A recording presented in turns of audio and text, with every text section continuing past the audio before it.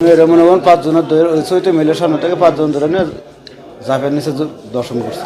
তখন থেকে আমরা পরাঙ্গরের কাছে বলছি, বলার পর আমরা মেম্বারের কাছে, গ্রাম সরকারের কাছে আমরা বলছি, আর আঙ্গরের বিচারে আশ্বাস দিছি।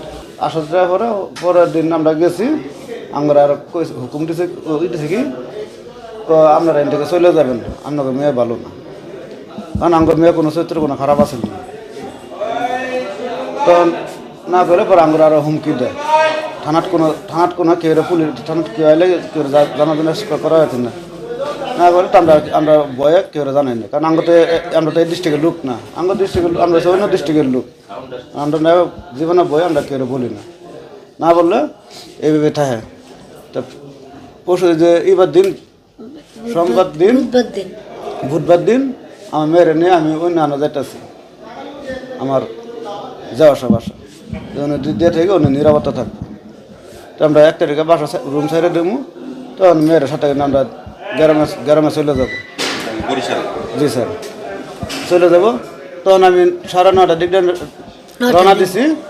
রওনা দিলে ওই নুরা ওরা 5 জন মিলে একটা 3-4টা মোড় একটা বড়ই গাছ আছে, ওই বড়ই গাছের বড় ওরা শ্যামার মধ্যে বয়ে রয়েছে। বয়ে থাকলে তখন আমার ওরা আটকে গেছে, মেয়ের ডেথ হয়ে যায়।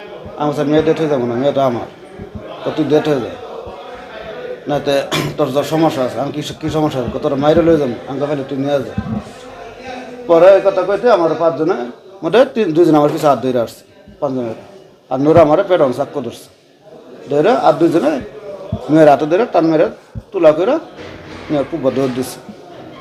দৌড় দিলে তখন আমি ওই পিছিয়ে 2 জন যায়, ওই 2 জন নোরা চাক্কু ধরে রাখছি। তো 4 জন গেছে গা, তখন চটকানা মারছি, তো সারা না পরে করেছে বেশি লড়াচড়া করবি না, লড়াচড়া করলে মারিয়ে দেবো কই হেরা। পরে আমার সাইডে ডাহামারা ফালাই দিয়ে নোরা দৌড়।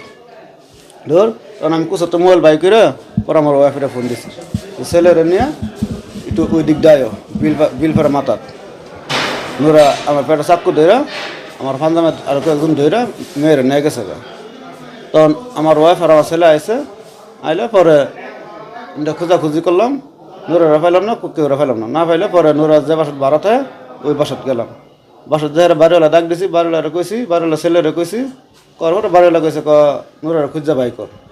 ও আরো কয়েকদিন এইরকম করছে। আমরা সরকারের কাছে আমার মেয়ের দর্শন করে মারছে, মেয়ের লাশ পাইছি, আর আমরা এরা বদলি আমরা ওকে ফাঁসি চাই। এরে মারিয়া জানে মারিয়া বলাইছে, যারা মারছে হেগা আমরা বিচার চাই, আমরা লাশ ফাঁসি চাই। আমি আর কিছু চাই না, আমার দাবি ফাঁসি। যারা আমার জেরা মারছে হেগা ফাঁসি চাই আমি। দর্শনকারী শাস্তি হয়েছে কোনটা? দর্শনকারী শাস্তি হয়েছে একটা দিলে যাতে সারা দেশের মানুষ থেকে একবারে বয় আর এই কাম না করে।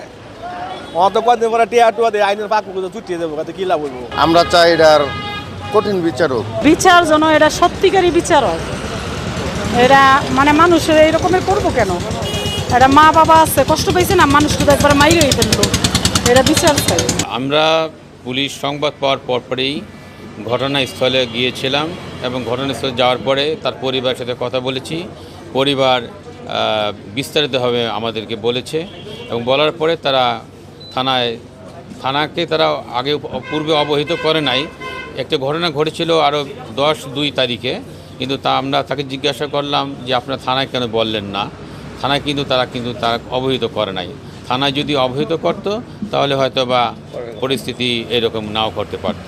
এজাহার হয়েছে, এজাহারে 9 জন আসামি করা হয়েছে। এই ধর্ষক হিসেবে 4 জন এবং সালিশকারী হিসেবে 5 জন। তার ভিতর ধর্ষণ 4 জনের মধ্যে 2 জনকে আমরা গ্রেপ্তার করতে সক্ষম হয়েছি এবং সালিশকারী 5 জনের মধ্যে 3 জনকে আমরা অ্যারেস্ট করেছি। বাকিদের অ্যারেস্ট করার জন্য গত রাত থেকে আমাদের অভিযান চলছে। এই মুহূর্তে একটি টিম ঢাকার বাইরে অবস্থান করছে। আমরা ইনশাল্লাহ খুব তাড়াতাড়ি ধর্ষক এবং সালিশকারী যারা ছিল তাদেরকে গ্রেপ্তার করতে সক্ষম হব। আমরা কোনো ধর্ষক হোক বা সালিশকারী হোক কাউকেই আমরা রেহাই দিব না, সবাইকে আমরা আইনের আওতায় আনব। এটাই হবে আমাদের প্রতিজ্ঞা, এটাই হবে আমাদের মূল লক্ষ্য।